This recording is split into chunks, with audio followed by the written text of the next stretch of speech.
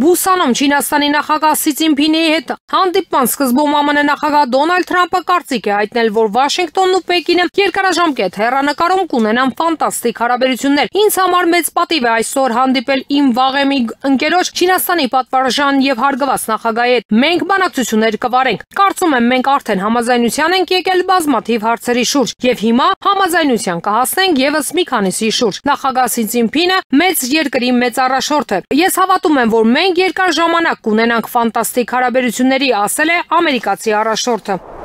Քրդերի գլխավորած կոալիցիայի Սիրիայի դեմոկրատական ուժեր ստորաբաժանումները կրակ են բացել Հալեպից արևելք գտնվող անցումային կառավարության ուժերի դիրքերի վրա, ասվում է Արաբական Հանրապետության պաշտպանության նախարարության հայտարարության մեջ։ Ստուն խախտել է հրադադարը եւ կառավարվող հրթիռով հարձակվել Թիշրին ամբարտակի մոտ գտնվող մեր դիրքերից մեկի վրա, սպանելով 2 զինվորի եւ ծանր վիրավորելով 3-ին, ասվում է տեքստում։ Այնտեղ պնդվում է, որ քրդերը խաթարում են Դամասկոսի իշխանությունների հետ նախկինում ձեռք բերված բոլոր համաձայնությունները։ Հոկտեմբերի 26-ին կառավարական ուժերը բախվեցին քրդական աշխարհազորայինների հետ Դեյր Ez-Zor նահանգի արևելքում հետ մղելով նրանց Միխքան եւ Ալ-Քիշման շրջաններ ներթափանցելու փորձերը։ Երկու կողմերի միջև փոխհրաձգությունը տևեց մի քանի ժամ։ Հոկտեմբերի 24-ին Ստուի հրամանատար Մազլում Աբդինը հայտարարեց, որ քրդերը հաջող բանակցություններ են վարում Դամասկոսի անցումային կառավարության հետ իրենց ուժերը սիրիական բանակին ինտեգրելու վերաբերյալ։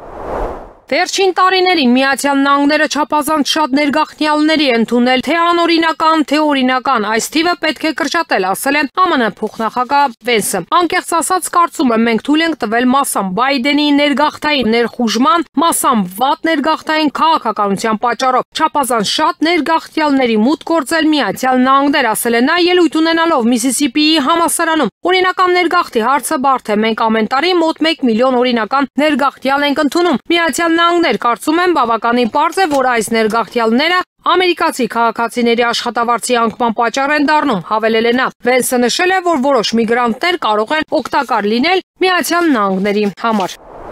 ԱՄՆ նախագահ Դոնալդ Թրամփը հայտարարել է, որ հանձնարարել է պաշտպանության նախարարությանը անհապաղ սկսել միջուկային զենքի փորձարկումները։ Նա այս մասին հայտարարություն է հրապարակել Truth Social-ում։ Թրամփի խոսքով Միացյալ Նահանգները ունի միջուկային զենքի ամենամեծ զինանոցը։ Ռուսաստանը երկրորդն է, իսկ Չինաստանը, որը զգալիորեն հետ է մնում, երրորդ տեղում է, բայց կհասնի նրանց 5 տարվա ընթացքում։ Այլ երկրների կողմից անցկացվող փորձարկման ծրագրերի լույսի ներքո ես հանձնարարել եմ պաշտպանության նախարարությանը սկսել մեր միջուկային զենքի փորձարկումները հավասար հիմունքներով։ Այս գործընթացը կսկսվի անմիջապես, գրել է Սպիտակ տան ղեկավարը։